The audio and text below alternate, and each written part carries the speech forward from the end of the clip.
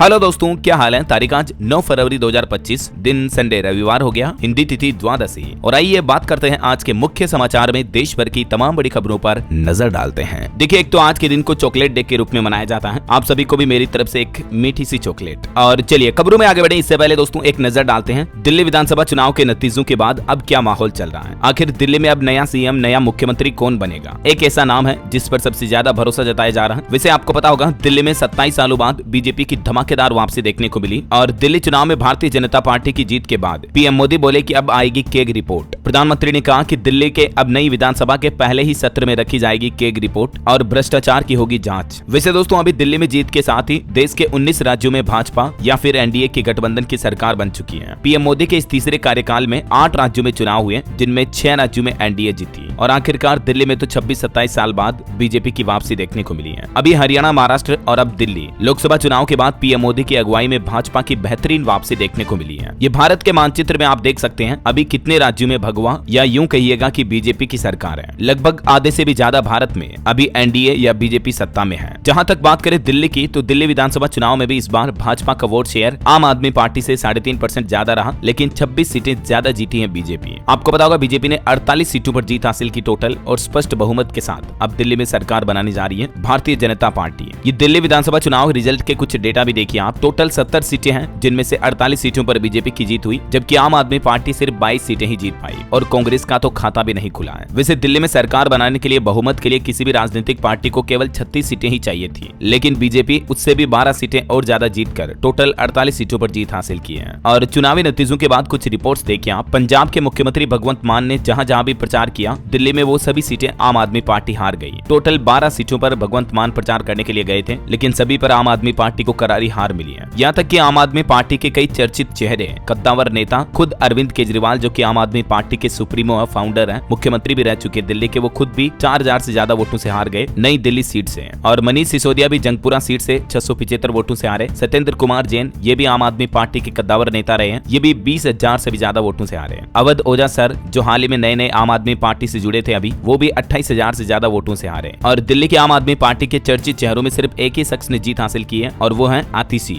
जो कि वर्तमान समय तक दिल्ली के मुख्यमंत्री भी हैं। इनकी भी वोटों का जीत का डिफरेंस ज्यादा नहीं रहा, 989 वोटों से ये जीती है। और दिल्ली विधानसभा चुनाव के इतने बुरे नतीजों के बाद आम आदमी पार्टी को सोशल मीडिया से लेकर इंटरनेट पर कई तरीकों से ट्रोल किया जा रहा है। देखिए, दिल्ली चुनाव पर कुछ टॉप सोशल मीडिया के 10 मीम्स, राहुल का 0, तो वहीं रोज डे के बाद लोटस डे, ओझा सर को माया मिली न राम, इस तरह के सोशल मीडिया पर कई यूजर्स जो है मीम्स बना रहे हैं। और कल जो वैलेंटाइन वीक का प्रपोज डे था, तो केजरीवाल के लिए लिख रहे हैं कि दिल्ली में अरविंद केजरीवाल पर भारी पड़ा सनी, प्रपोज डे के दिन पब्लिक ने नकारा। केजरीवाल की हार पर कवि कुमार विश्वास ने भी कहा कि दिल्ली को मुक्ति मिली, निर्लज आदमी के लिए कोई सहानुभूति नहीं है। सिसोदिया के हारने पर उनकी पत्नी भी रोने लगी। और ये कुछ तस्वीरें देखिए दोस्तों दिल्ली चुनाव में जीत, जश्न और मायूसी की, जहां एक तरफ भाजपा दफ्तर के बाहर मोदी मोदी के नारे लगे, तो वहीं आम आदमी पार्टी और कांग्रेस के कार्यालय सुने सुने रहे। हालांकि पॉलिटिकल एक्सपर्ट का यह अनुमान है कि अगर कांग्रेस और आम आदमी पार्टी दिल्ली में गठबंधन में होती, तो शायद इंडिया गठबंधन 12 सीटें और जीत जाता। तो हो सकता है कि दिल्ली में इंडिया गठबंधन की सरकार बनने की संभावना भी बढ़ जाती। खैर, बीजेपी ने केजरीवाल समेत दिल्ली के 26 में से 16 किले ढा दिए हैं। जो दिल्ली के जाट बहुल इलाके थे, वहां से सभी की सभी 10 सीटें छीन ली। आम आदमी पार्टी मानो अब बिखर से गई है। इस जीत के बाद प्रधानमंत्री नरेंद्र मोदी ने भी कई बड़ी घोषणाएं की। आम आदमी पार्टी और कांग्रेस पर निशाना साधते हुए पीएम ने बीजेपी की इस जीत को ऐतिहासिक बताया। प्रधानमंत्री बोले कि देश को छल कपट और मूर्खता की राजनीति की जरूरत नहीं है। और एक सबसे बड़ा ऐलान किया उन्होंने दिल्ली में सरकारी नौकरियों को लेकर। उन्होंने कहा कि हरियाणा का मॉडल लागू करेंगे। दिल्ली में जीत पर प्रधानमंत्री ने हरियाणा का उदाहरण दिया और बोले कि बिना पर्ची खर्ची नौकरी नहीं मिलती थी, हम वहां सुशासन लाए और अब दिल्ली में भी ये मॉडल तैयार करेंगे, जिससे कि दिल्ली के युवाओं को निष्पक्ष तरीके से सरकारी नौकरी मिल पाए। ऐसा दिल्ली विधानसभा चुनाव में भाजपा की जीत के बाद पीएम मोदी ने बीजेपी हेडक्वार्टर में कार्यकर्ताओं को भी संबोधित किया। उन्होंने अपने भाषण की शुरुआत यमुना मैया की जय का नारा लगाते हुए की और कहा कि इसे हम दिल्ली की पहचान बनाएंगे। आम आदमी पार्टी की हार से अन्ना हजारे को पीड़ा से मुक्ति मिली। खैर, ये तो चुनावी माहौल चल रहा है। अभी भी सबसे बड़ा सवाल ये है दोस्तों कि आखिर दिल्ली का अब नया मुख्यमंत्री कौन होगा। कई सारे ऐसे चेहरे हैं जो कि दिल्ली में बीजेपी की सरकार बनने के बाद अब मुख्यमंत्री पद के दावेदार होंगे। वैसे आश्चर्य की बात तो ये रही दोस्तों कि दिल्ली में विधानसभा चुनाव की वोटिंग से पहले तक मुख्यमंत्री का चेहरा भी अनाउंस नहीं किया था। उसके बावजूद दिल्ली में अच्छी शानदार जीत देखने को मिली है बीजेपी की।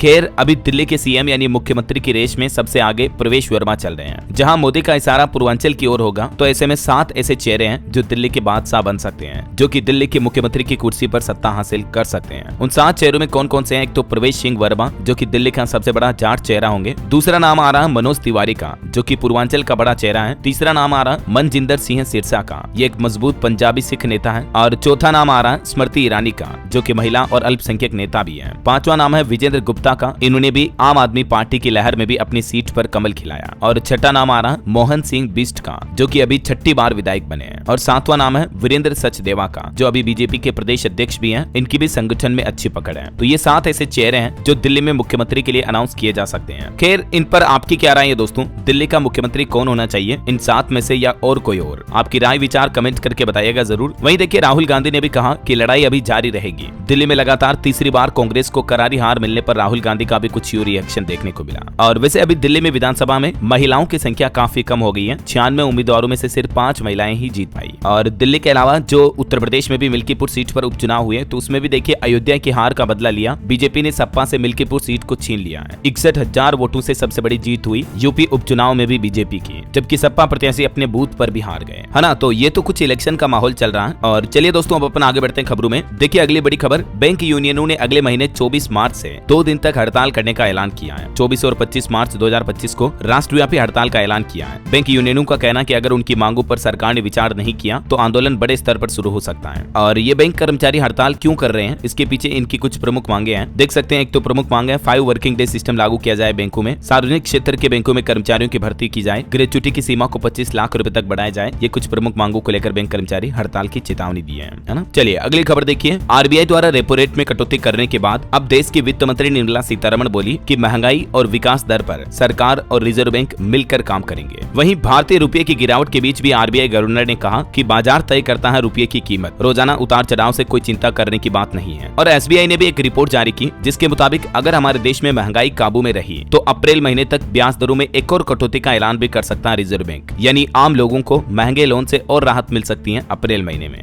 ये आरबीआई की तरफ से लेटेस्ट रिपोर्ट जारी की गई है। और दोस्तों भारत की अर्थव्यवस्था यानी इकोनॉमी पर भी एक खबर आ रही है कि अभी जो आरबीआई ने रेपो रेट कम की है तो इस रेटों में कटौती से विभिन्न क्षेत्रों में मांग बढ़ेगी, खास करके मकान से लेकर वाहनों की बिक्री भी बढ़ेगी। तो रियल एस्टेट मार्केट में भी ग्रोथ देखने को मिलेगी, क्योंकि आरबीआई ने जो रेपो रेट में कटौती की है इससे अगर बैंक लोन सस्ते करते हैं तो ज्यादा से ज्यादा लोग बाग होम लोन लेंगे, कार लोन लेंगे, तो देश में खपत बढ़ेगी, तो इससे हमारे देश की इकोनॉमी जीडीपी को भी ग्रोथ मिलेगी, है ना। वहीं देखिए आरबीआई बोर्ड के साथ वित्त मंत्री की मीटिंग भी हुई। निर्मला सीतारमण ने इनकम टैक्स में दी गई राहत समेत बजट में लिए गए फैसलों की भी जानकारी दी। चलिए अगली बड़ी खबर देखिए, अप्रैल से कुछ बड़े बदलाव हो सकते हैं। सरकार छोटी बचत योजनाओं की ब्याज दरों में भी कटौती कर सकती है। और अप्रैल में बेरोजगारी के मासिक आंकड़े भी जारी होंगे, क्योंकि दोस्तों जो स्मॉल सेविंग स्कीम है ना, छोटी बचत योजनाएं, उनकी ब्याज दरों में पिछले 1 साल से कोई बदलाव नहीं हुआ है। जैसे सुकन्या समृद्धि योजना, मासिक आय खाता योजना वगैरह वगैरह, जो कई सारी पोस्ट ऑफिस और बैंकों की जो छोटी बचत योजनाएं हैं, तो उनमें वित्त मंत्रालय की ओर से अप्रैल महीने में ब्याज दरों में कटौती की जा सकती है, ऐसी रिपोर्ट आ रही है। चलिए अगली बड़ी खबर देखिए, छत्तीसगढ़ में एक बड़ी घटना हो गई। जहरीली महुआ शराब पीने से 7 लोगों की जान चली गई। छत्तीसगढ़ के बिलासपुर में यह घटना देखी गई। जो अक्सर इस तरह के मामले बिहार में आते रहते हैं, वैसा मामला अभी छत्तीसगढ़ में भी आया है। और वही खबर है दोस्तों, महाराष्ट्र में जो जीबी सिंड्रोम फैल रहा है उसके 7 और नए केस आए। अब मरीजों की संख्या बढ़कर 180 हुई। इनमें से 22 मरीज वेंटिलेटर पर हैं, जबकि 58 आईसीयू में भर्ती हैं। अब तक 6 लोगों की जान जा चुकी है जीबीएस यानी गुइलेन बेरे सिंड्रोम से। और अब तो देश की आर्थिक राजधानी महाराष्ट्र मुंबई में भी जीबीएस सिंड्रोम का पहला मामला मिल चुका है। चलिए बड़ी खबर आ रही, बांग्लादेश में हिंदुओं पर हुए हमलों के आंकड़े जारी करते हुए सरकार ने कहा कि अगस्त से लेकर अब तक 23 हिंदुओं की जान गई, जबकि 152 मंदिरों पर हमले हुए हैं। सरकार ने लोकसभा में ये आंकड़ों की जानकारी दी। और वहीं बांग्लादेश की पूर्व प्रधानमंत्री शेख हसीना ने जो हाल ही में उल्टे सीधे बयान दिए थे, तो इस पर भी हमारे भारत के विदेश मंत्रालय ने कहा, बांग्लादेशी डिप्लोमेट को तलब करते हुए बोला कि हसीना के बयान से हमारा कोई वास्ता नहीं है, क्योंकि बांग्लादेश ने शेख हसीना के बयानों पर जो आपत्ति जताई थी, तो उस पर भारतीय विदेश मंत्रालय ने यह क्लेरिफिकेशन जारी किया। चलिए अगली खबर देखिए, कर्नाटक के बंगलुरु में 15वीं एरो इंडिया अंतर्राष्ट्रीय सेमिनार का शुभारंभ हुआ। इस सेमिनार में देश की रक्षा तकनीकों पर मंथन होगा।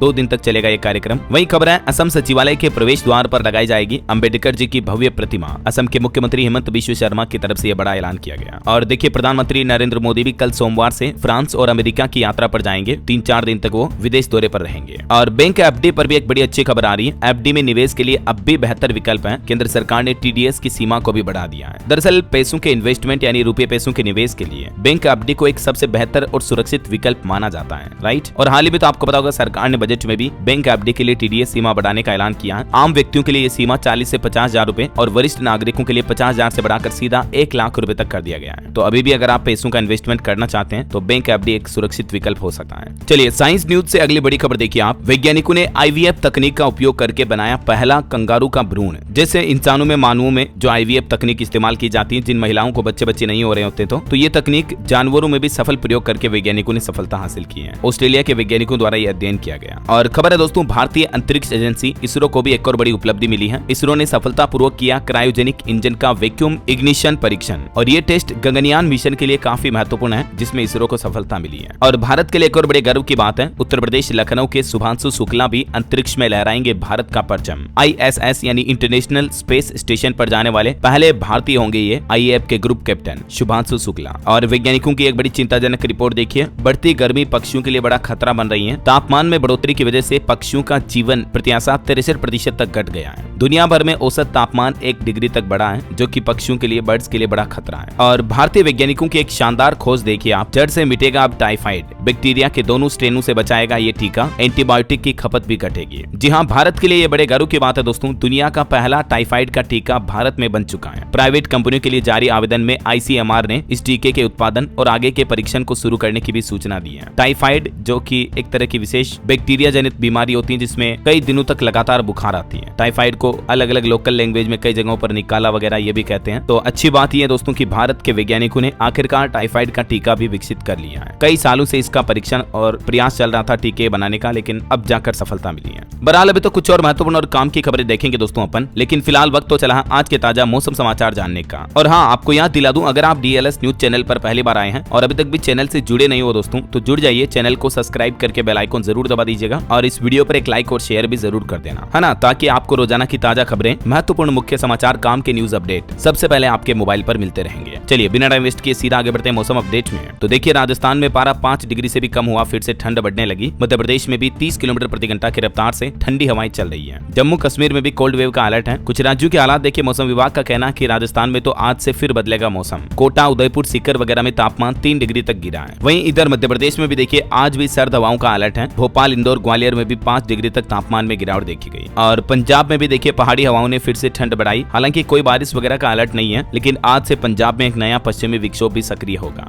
हिमाचल में भी आज वेस्टर्न डिस्टर्बेंस एक्टिव होने के चलते 5 दिन तक ऊंचे क्षेत्रों में हल्की बारिश और बर्फबारी की चेतावनी है। हरियाणा में भी आज और कल बादल छाए रहेंगे, सुबह शाम कोहरा छाने की भी संभावना है। लेकिन अगर तापमान बढ़ा तो गेहूं और सरसों जैसी फसलों को भारी नुकसान होगा। किसानों के लिए भी मौसम विभाग की ये चेतावनी है। और भी दोस्तों, अगले 24 घंटों के दौरान मौसम की संभावित गतिविधियां क्या रह सकती हैं, जिसकी जानकारी आप देख सकते हैं स्क्रीन पर। ओके, और चलिए मौसम के बाद आगे बढ़ते हैं खबरों में। सराफा बाजार पर नजर डाले सोने चांदी के भाव पर, तो देखिए कि क्या सोना 1 लाख के पार जाएगा, क्योंकि एक सप्ताह में ही सोने के सारे रिकॉर्ड टूट गए हैं। इस सप्ताह सोना लगभग 2,500 रुपए से भी ज्यादा महंगा होकर 84,699 रुपए के नए ऑल टाइम हाई पर पहुंच चुका है। और इस दौरान चांदी के दाम में भी 1858 रुपए का इजाफा यानी बढ़ोतरी देखी गई। पिछले साल 2024 से ही सोने चांदी में लगातार बढ़ोतरी देखने को मिल रही है। 2024 में सोना 21% बढ़ा था, जबकि चांदी भी 17% तक महंगी हुई थी। बीते 6 सप्ताह में सोने की कीमतों में 8,000 रुपए से भी ज्यादा का उछाल देखा गया। ऐसे में सोने चांदी में भी निवेश का एक अच्छा मौका हो सकता है। आगे जाकर भविष्य में सोने की कीमतें और बढ़ सकती है। और दोस्तों, बढ़ते सोने की कीमतों के चलते देश के बैंकों में गोल्ड लोन में भी 68% तक की बढ़ोतरी देखी गई। चलिए कुछ मार्केट अपडेट्स भी देख लेते हैं। देखिए, LIC कंपनी का तीसरी तिमाही में मुनाफा 16% बढ़कर 11,000 करोड़ रुपए रहा। वहीं निवेशकों के लिए खबर है, कल सोमवार को ओपन होगा अजाक्स इंजीनियरिंग का IPO। 12 फरवरी तक आप निवेश कर पाएंगे। और सेबी का एक बड़ा एक्शन देखिए, सेबी ने फाइनेंस इन्फ्लुएंसर अस्मिता पटेल समेत 5 लोगों पर प्रतिबंध लगा दिया। आरोप है कि इन्होंने ठगी के जरिए 53 करोड़ रुपए इकट्ठे किए हैं। वहीं मार्केट डील पर एक खबर आ रही है, BCCI और बायजू के बीच समझौते पर 1 सप्ताह के अंदर फैसला लेने कंपनियां NCLT ने NCLT को आदेश जारी किया। चलिए मार्केट के बाद आगे बढ़ते हैं खबरों में। देखिए, भारतीय रिजर्व बैंक RBI के कुछ बड़े फैसले।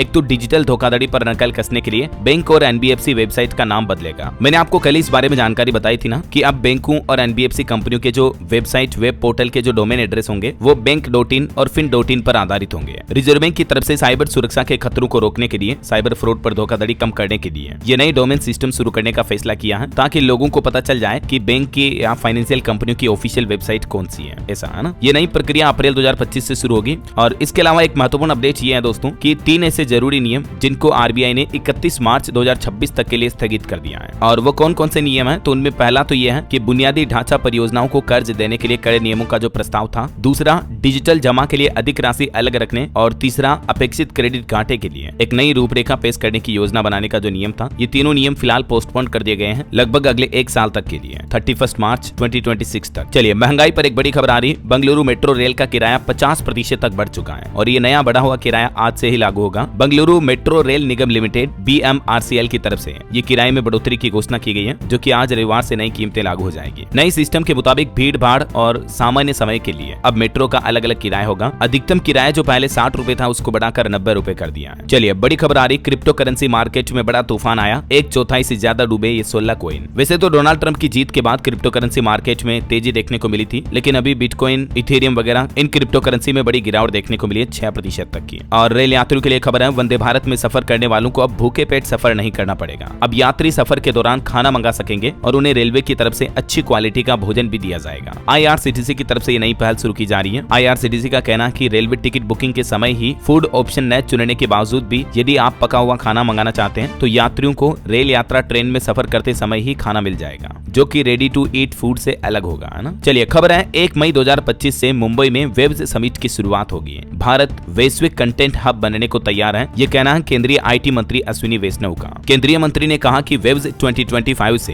भारत दुनिया का रचनात्मक केंद्र बनने की नींव रखने जा रहा है। ये विश्व का पहला ऑडियो विजुअल एंटरटेनमेंट समिट आयोजित होने जा रहा है भारत में मई 2025 में, है ना। 1 से 4 मई तक चलेगा, ये लोकेशन भी आप देख सकते हैं मुंबई में। और बैंकिंग न्यूज से खबर है, 20 फरवरी से IDFC फर्स्ट बैंक के बदल जाएंगे क्रेडिट कार्ड के नियम, और इन बदलावों में शामिल है क्रेडिट कार्ड के statement dates, education fee payment, fuel charges और ब्याज दरें समेत कई सारे नियम 20 फरवरी से लागू होने जा रहे हैं। अब ज्यादा डिटेल आप ये देख सकते हैं। IDFC फर्स्ट बैंक के क्रेडिट कार्ड की जो स्टेटमेंट डेट हर महीने की 20 तारीख होगी। एजुकेशन फीस पेमेंट करने पर 1% प्रोसेसिंग फीस के रूप में आपको अलग से चार्ज देना पड़ेगा, और नया फ्यूल चार्ज और रिवाइज्ड सरचार्ज पर भी छूट मिलेगी। और भी ज्यादा डिटेल आप ये देख सकते हैं, ना। चलिए अगली खबर आ रही है, अब इस ID की मदद से उत्तर प्रदेश के लोगों का इलाज आसान होगा, एक क्लिक में निकल जाएगी मरीजों की पूरी हिस्ट्री। दरअसल दोस्तों आपको पता होगा, आजकल देश भर में सरकार आयुष्मान भारत डिजिटल मिशन के तहत नागरिकों का पंजीकरण करते हुए एक यूनिक हेल्थ ID कार्ड तैयार कर रही है, और इसे आभा ID नाम दिया गया। तो अच्छी बात यह है कि इस ID को बनाने में यूपी आजमगढ़ ने प्रदेश में प्रथम स्थान प्राप्त किया है। तो उत्तर प्रदेश में सबसे ज्यादा लोगों की ये आभा ID कार्ड बनाए जा रहे हैं। आप ऑनलाइन भी बना सकते हैं गवर्नमेंट के पोर्टल के जरिए, 30 सेकंड से भी कम समय में आपका आभा ID कार्ड बनकर तैयार हो जाता है। चलिए खबर है, MSME को अब आसानी से मिल पाएगा लोन। 40 और सिडबी के बीच एक अहम समझौता हुआ है, जिससे छोटे मझले उद्यमियों को कई बड़े फायदे होंगे। दरअसल 40 ने बयान जारी करते हुए कहा कि इस समझौते से लघु उद्यमियों को 40 और सिडबी दोनों मिलकर केंद्र और राज्य सरकार की उद्योग प्रोत्साहन योजनाओं की जानकारी देंगे। इतना ही नहीं, कौशल विकास प्रशिक्षण भी दिया जाएगा और आसान तरीके से लोगों को ऋण भी उपलब्ध कराया जाएगा। फिलहाल ये पहल राजस्थान राज्य में शुरू की गई है,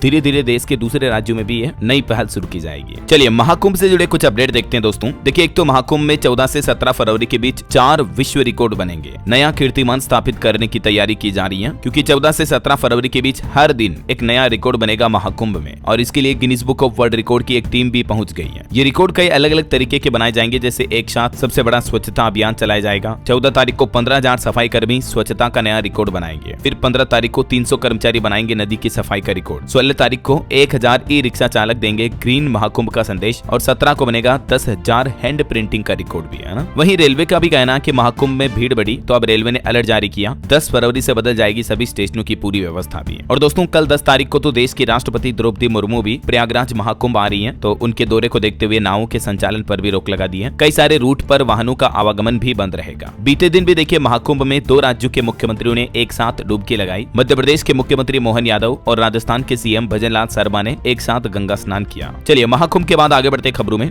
देखिए, अभी नई दिल्ली में जो पुस्तक मेला चल रहा है उसमें धर्मेंद्र प्रधान ने लॉन्च की 41 नई किताबें। PM युवा 2.0 से युवा लेखकों को भी मिली पहचान। और खबर है, बिहार में आशा कार्यकर्ता अब ज्यादा हाईटेक होगी। नीतीश सरकार के नए आदेश से मरीजों को मिलेगी सहूलियत। बिहार सरकार अब स्वास्थ्य सेवाओं को भी पेपरलेस करने के मूड में है, और मुख्यमंत्री डिजिटल हेल्थ योजना MDHY के अंतर्गत अब सब कुछ कार्य मोबाइल ऐप के जरिए होंगे। कागज पेन पेपर का अब कोई काम नहीं रहेगा, है ना। चलिए सुप्रीम कोर्ट का एक बड़ा फैसला देखिए। पहली शादी कानूनी तौर पर कायम है तो भी महिला दूसरे पति से भरण पोषण पाने की हकदार होगी। एक 2005 के पुराने केस पर सुनवाई करते हुए सुप्रीम कोर्ट की तरफ से ये बड़ा फैसला सुनाया गया। और खबर है दोस्तों, जम्मू कश्मीर के सोनमर्ग की मार्केट में लगी भीषण आग, 20 दुकानें जलकर खाक हुई। मौके पर दमकल की कई गाड़ियां पहुंची हैं। वहीं देखिए, हिमाचल प्रदेश में 1.5 लाख से भी ज्यादा लोगों को मिलेगा राशन। अगर आपका राशन कार्ड ब्लॉक हो गया है तो भी आप उसे तुरंत ऑन करवा सकते हैं वापस गवर्नमेंट पोर्टल के जरिए। वहीं खबर देखिए, झारखंड के रांची में भी बर्ड फ्लू की पुष्टि के बाद हड़कंप सा मच गया। प्रशासन अलर्ट हुआ, कई पोल्ट्री फार्म के सर्वे भी तेज किए गए। चलिए कुछ और स्टेट न्यूज अपडेट देख लेते दोस्तों।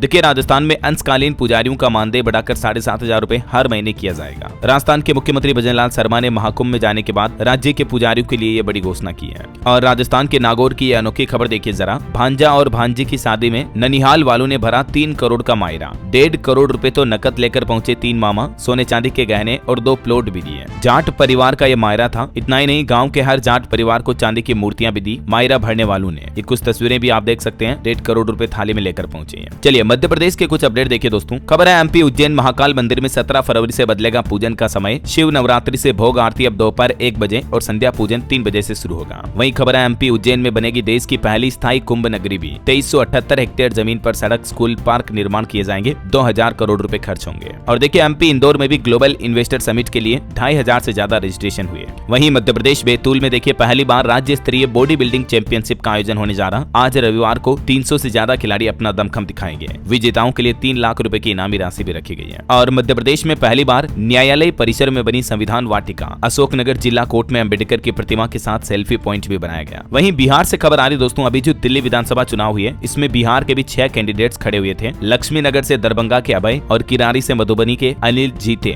बाकी 4 प्रत्याशियों का हाल क्या रहा देख सकते हैं आप। इस टेबल में बिहार के 5 कैंडिडेट्स के नतीजों का ताजा अपडेट। 4 कैंडिडेट जीते और बाकी 2 कैंडिडेट हार गए। चलिए अगली खबर देखिए। पंजाब में बिजली कर्मचारियों के लिए ड्रेस कोड सिस्टम लागू होगा। भड़कीले और छोटे कपड़े पहनने पर पूरी तरह से रोक रहेगी। वर्दी न पहनने पर कार्रवाई भी होगी। पंजाब के बिजली मंत्री हरभजन सिंह ईटीओ की तरफ से ये सख्त निर्देश जारी किया गया है। और ठगी की एक बड़ी खबर देखिए दोस्तों। उत्तराखंड के पूर्व मुख्यमंत्री निशंक की बेटी से करोड़ों रुपयों की ठगी की गई और उसी निशंक को फिल्म में रोल दिलाने के नाम पर 4 करोड़ रुपए ठगे। अब मामला भी दर्ज हो चुका है, केस दर्ज हो चुका है। ये उत्तराखंड के पूर्व मुख्यमंत्री रमेश पोखरियाल निशंक की बेटी है। मतलब देखिए यार, इतना हाई प्रोफाइल लोगों से भी जब ठगी हो जाती है तो आम आदमी का क्या कहोगे आप। सावधान रहें, सतर्क रहें, हमेशा मैं आपको बताता रहता हूँ। वहीं खबर है सीएम योगी भी उत्तराखंड में अपने बचपन के स्कूल पहुंचे और बोले कि बाल सभाएं नहीं होती तो मैं भाषण देना नहीं सीख पाता। उन्होंने यहाँ बच्चों को चॉकलेट भी दी। और महाकुंभ पर एक और रिपोर्ट आ रही दोस्तों। देखिए महाकुंभ की आस्था की लहर में अब तक 40 करोड़ से भी ज्यादा श्रद्धालुओं ने संगम में डुबकी लगाई। और 2-3 दिन बाद माघ पूर्णिमा भी आ रही है। 12 फरवरी को माघ पूर्णिमा पर भी प्रयागराज में स्नान करने और पितरों के लिए तर्पण और श्राद्ध कर्म करने की परंपरा है। वैसे अभी महाकुंभ प्रयागराज आने वाले रास्तों पर भीषण जाम देखा जा रहा। फिर से मध्य प्रदेश में कई वाहनों को भी रोका गया। वहीं खबर है महाकुंभ में छत्तीसगढ़ के मंत्री और सांसद भी डुबकी लगाएंगे। रमन सिंह ने न्योता भेजा। 14 फरवरी को स्पेशल ट्रेन भी शुरू होगी। चलिए एजुकेशन के कुछ अपडेट देखिए आप। नीट यूजी के टाई ब्रेकिंग नियमों में कुछ बदलाव किए गए हैं। अब रैंकिंग वगैरह कुछ नए तरीके से तय होगी। ये 7 पॉइंट्स में आप देख सकते हैं दोस्तों। नीट यूजी परीक्षा के लिए नए टाई ब्रेकिंग रूल्स क्या क्या होंगे, ठीक है। और इसके अलावा नीट यूजी 2025 के लिए रजिस्ट्रेशन भी शुरू हो चुके हैं। 7 मार्च इसकी लास्ट डेट रहेगी। 4 मई को परीक्षा होगी। पुराने पैटर्न पर ही होगा एग्जाम। और सरकारी नौकरी पर भी खबर है। बिहार में 12वीं पास के लिए 7989 पदों पर भर्ती निकली है। सैलरी 33,560 तक मिलेगी। इसमें आवेदन करने की अंतिम तारीख 20 फरवरी 2025 है। ऑटो इंडस्ट्री से खबर आ रही दोस्तों। हुंडई ओरा का कॉर्पोरेट एडिशन भारत में लॉन्च हुआ। सेडान में 30 से ज्यादा सेफ्टी फीचर्स मिलेंगे। चलिए कुछ अंतर्राष्ट्रीय न्यूज अपडेट देखिए। हमास ने 3 और इजरायली बंधकों को रिहा किया। इधर इजराइल ने भी 183 फिलिस्तीनी कैदियों को छोड़ा। वहीं खबर है अमेरिका के अलास्का में जो प्लेन हादसा हुआ था कल ही, उसमें 10 लोगों की जान चली गई। और देखिए दावा किया जा रहा है कि यूक्रेन के जर्जिस्क शहर पर रूस ने कब्जा कर लिया है। यहाँ 5 महीने में 26,000 यूक्रेनी सैनिक मारे गए। 2 गांव भी रूसी कंट्रोल में लिए गए। ओके, और चलिए दोस्तों अंत में आज के राशिफल पर नजर डाल लेते हैं। देखिए आज वृष, मिथुन और मकर राशि वालों के लिए बिजनेस का बहुत ही अच्छा दिन रहेगा। कर्क राशि वालों की भी इनकम बेहतर होगी। और भी कुछ अलग अलग राशियों का राशिफल आप देख सकते हैं स्क्रीन पर। और हाँ दोस्तों, आप मुझे कमेंट करके बताइए कि अब दिल्ली विधानसभा चुनाव में बीजेपी की जीत के बाद दिल्ली का मुख्यमंत्री किसे बनाया जाना चाहिए। आपकी क्या राय और विचार है, कमेंट में लिखिए। और साथ ही इस वीडियो को लाइक और शेयर करना। DLS न्यूज चैनल को सब्सक्राइब करके बेल आइकन जरूर दबा देना, रोजाना ऐसी इन्फॉर्मेटिव जानकारियां देखते रहने के लिए। ओके, ख्याल रखिएगा अपने आप का, अपने परिवार का। मिलेंगे अगले नेक्स्ट अपडेट में। तब तक के लिए जय हिंद, जय भारत, वंदे मातरम।